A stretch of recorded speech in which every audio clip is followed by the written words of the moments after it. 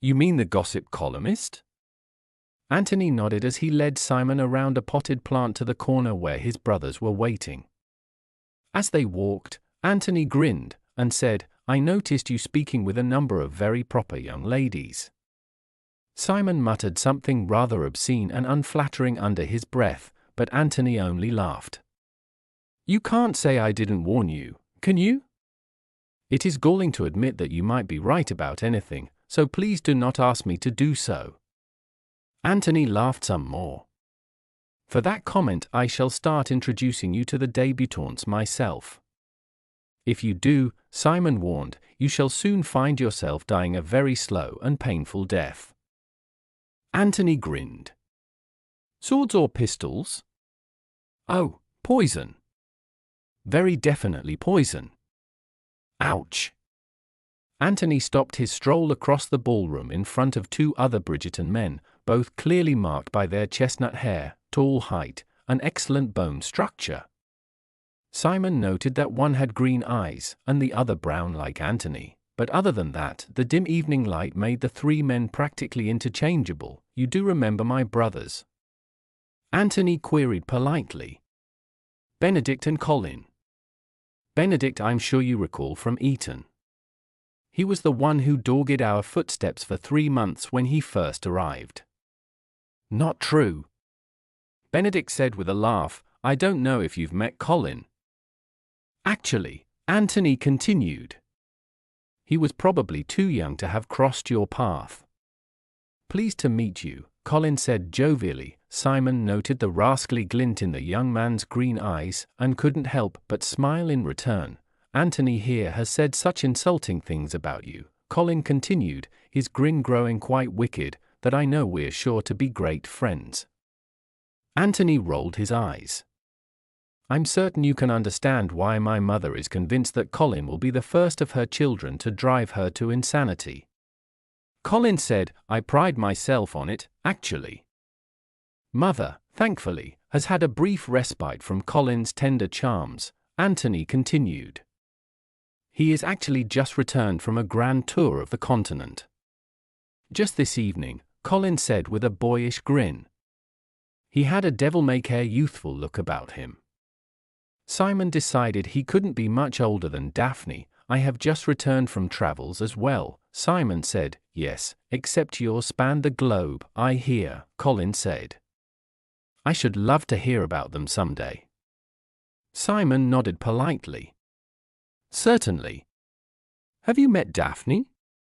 Benedict inquired. She's the only Bridgerton in attendance who's unaccounted for. Simon was pondering how best to answer that question when Colin let out a snort and said, Oh, Daphne's accounted for.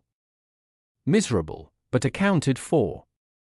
Simon followed his gaze across the ballroom, where Daphne was standing next to what had to be her mother, looking just as Colin had promised, as miserable as could be, and then it occurred to him, Daphne was one of those dreaded unmarried young ladies being paraded about by her mother. She'd seemed far too sensible and forthright to be such a creature, and yet of course that was what she had to be. She couldn't have been more than 20, and as her name was still Bridgerton she was clearly a maiden. And since she had a mother, well, of course she'd be trapped into an endless round of introductions. She looked every bit as pained by the experience as Simon had been. Somehow that made him feel a good deal better. One of us should save her, Benedict mused. Nah, Colin said, grinning. Mother's only had her over there with Macclesfield for 10 minutes. Macclesfield? Simon asked. The Earl, Benedict replied. Castleford's son. 10 minutes? Anthony asked. Poor Macclesfield.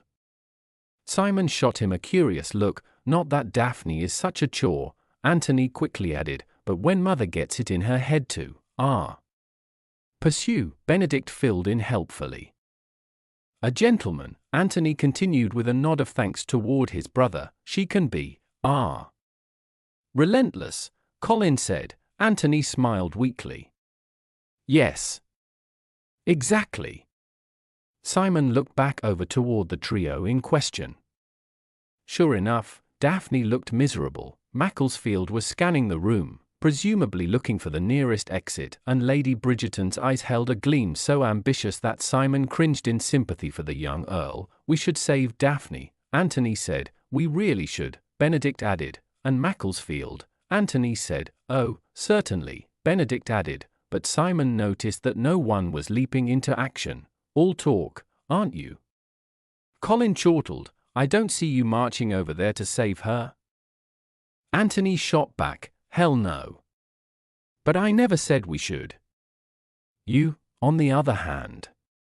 What the devil is going on?" Simon finally asked. The three Bridgerton brothers looked at him with identical guilty expressions. "We should save Daff," Benedict said. "We really should," Anthony added. "What my brothers are too liver-livered to tell you," Colin said derisively, "is that they are terrified of my mother." "It's true," Anthony said with a helpless shrug. Benedict nodded. "I freely admit it." Simon thought he'd never seen a more ludicrous sight. These were the Bridgerton brothers, after all.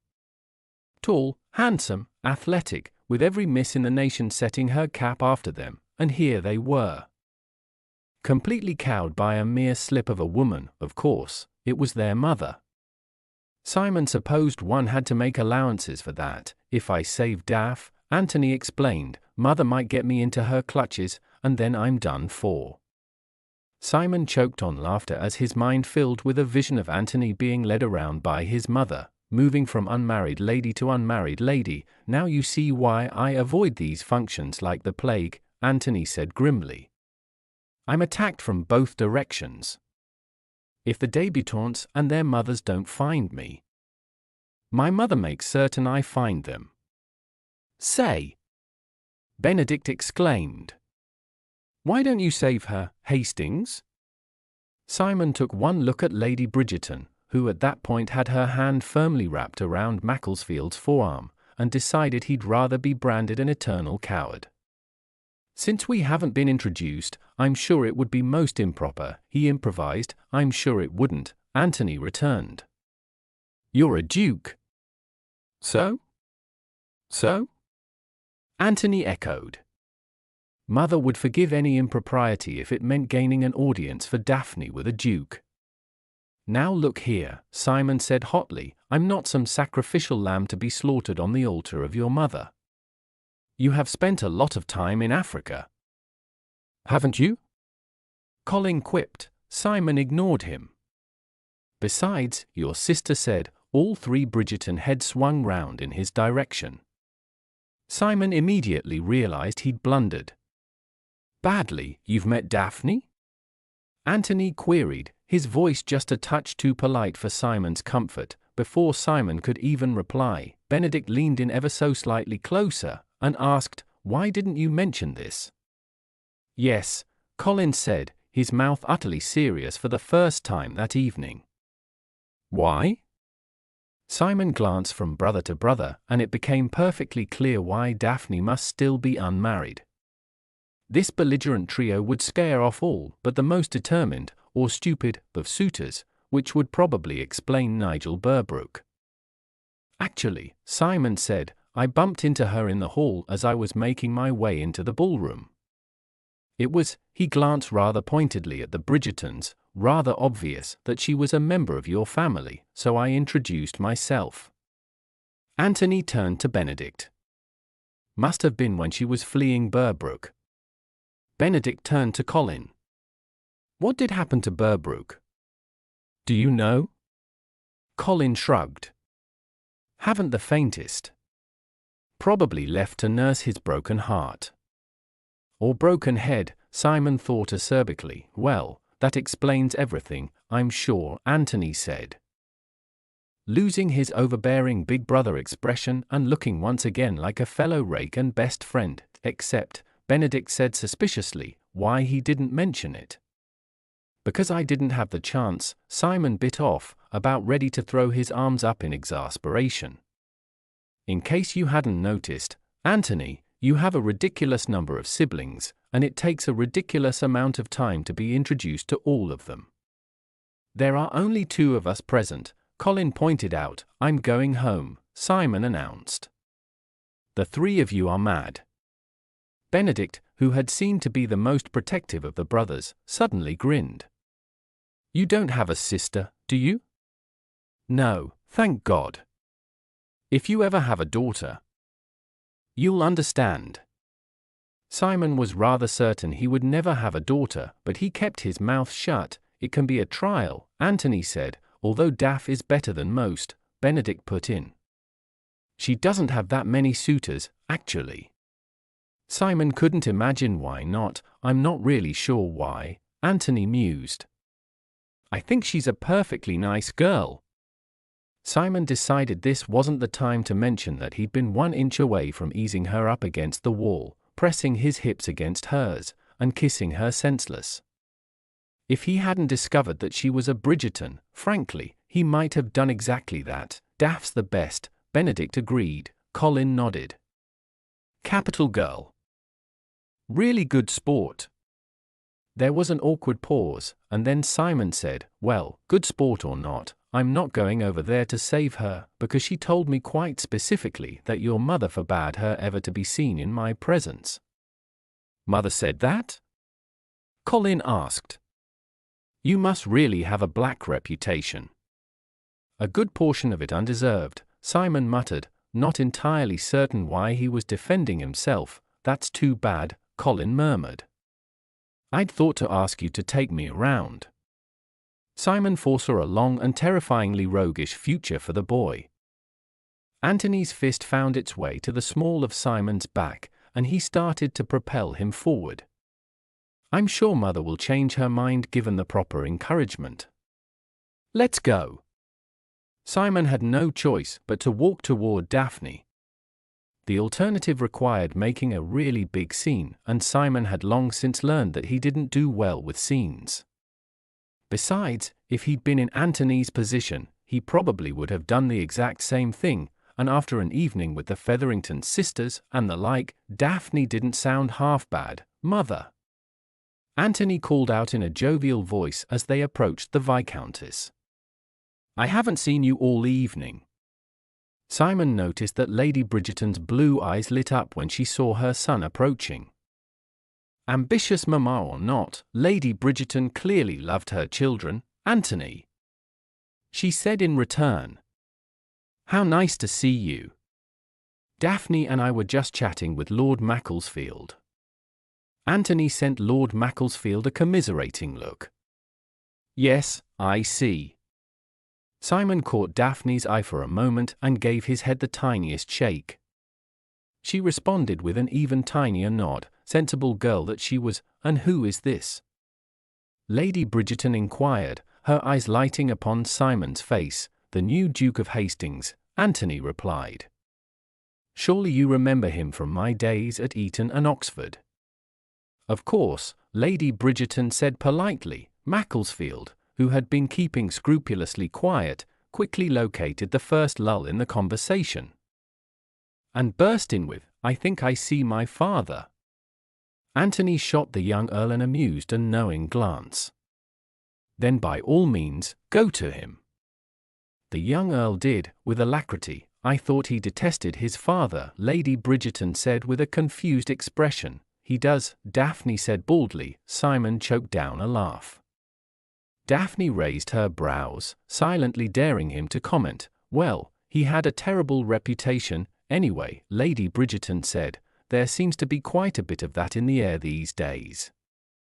Simon murmured. Daphne's eyes widened, and this time Simon got to raise his brows, silently daring her to comment. She didn't, of course, but her mother gave him a sharp look, and Simon had the distinct impression that she was trying to decide whether his newly acquired dukedom made up for his bad reputation. I don't believe I had the chance to make your acquaintance before I left the country, Lady Bridgerton, Simon said smoothly.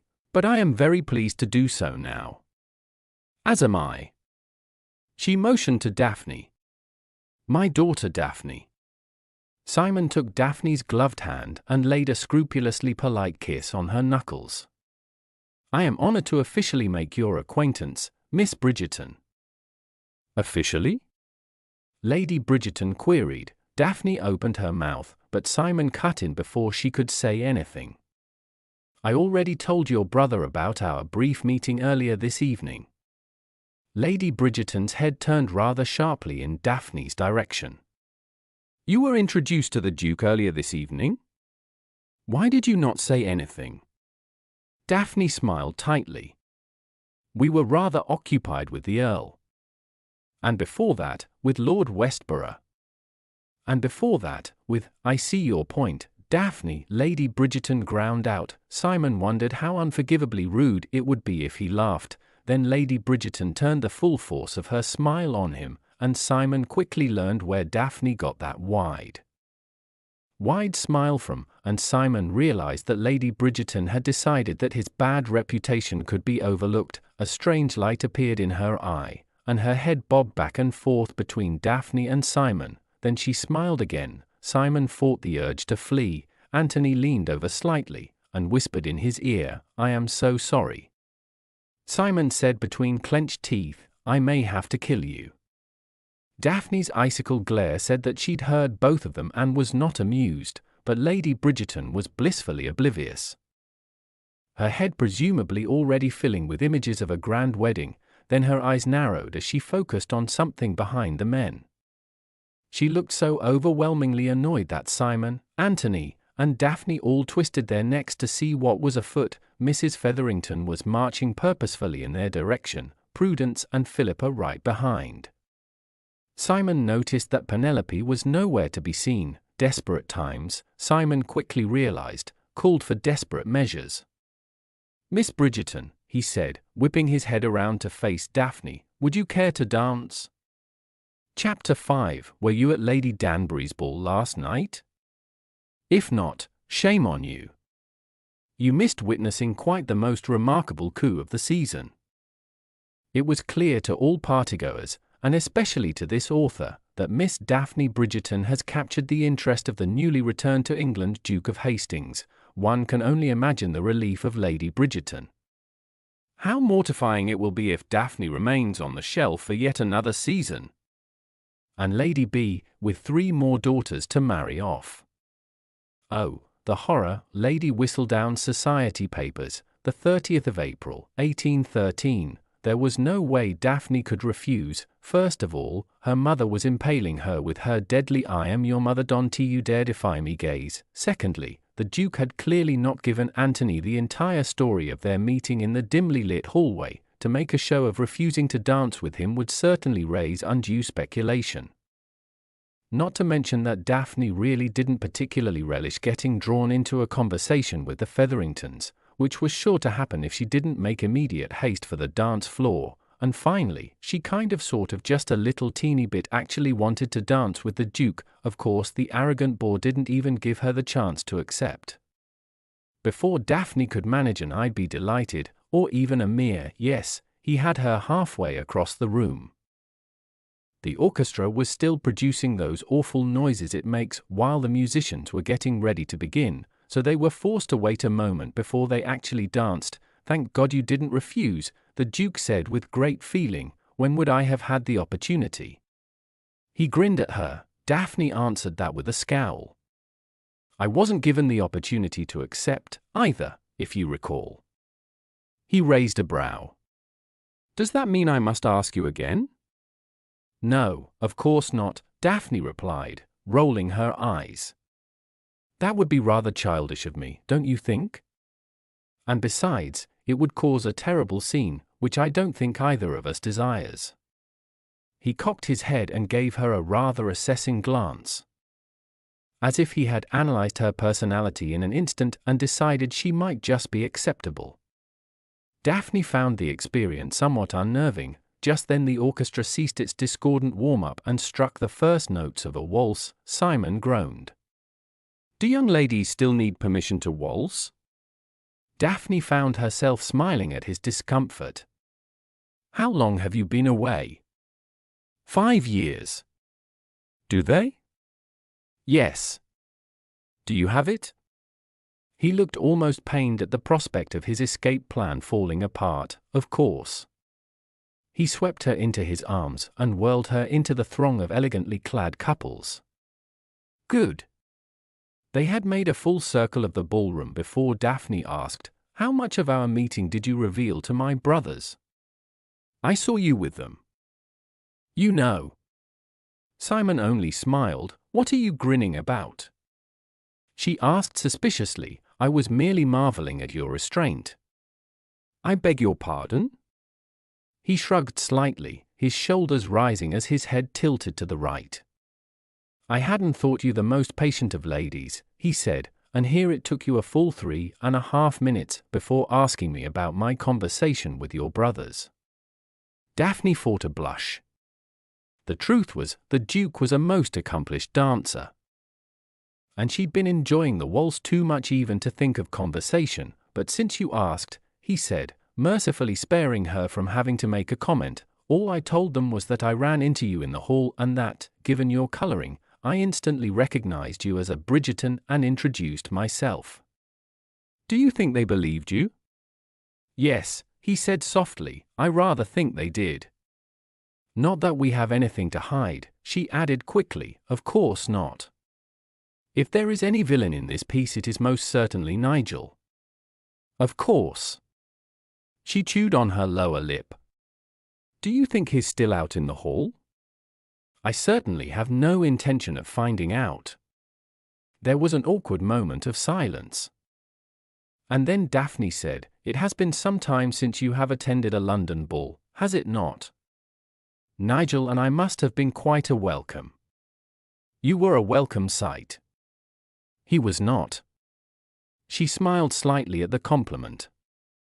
"Aside from our little escapade, have you been enjoying your evening?" Simon's answer was so unequivocally in the negative that he actually snorted a laugh before saying it. "Really?" Daphne replied, her brows arching with curiosity. "Now that is interesting." "You find my agony interesting?" "Remind me never to turn to you should I ever fall ill." "Oh, please," she scoffed. "It can't have been that bad." "Oh, it can. Certainly not as bad as my evening. You did look rather miserable with your mother and Macclesfield." He allowed. "How kind of you to point it out," she muttered, "but I still think my evening was worse." Daphne laughed, a light musical sound that warmed Simon's bones. "What a sad pair we are," she said. "Surely we can manage a conversation on a topic other than our respective terrible evenings." Simon said nothing. Daphne said nothing. "Well, I can't think of anything," he said. Daphne laughed again, this time with more gaiety, and Simon once again found himself mesmerized by her smile. New episodes will be dropping soon. Subscribe to our channel to receive notification of new episodes. See you soon.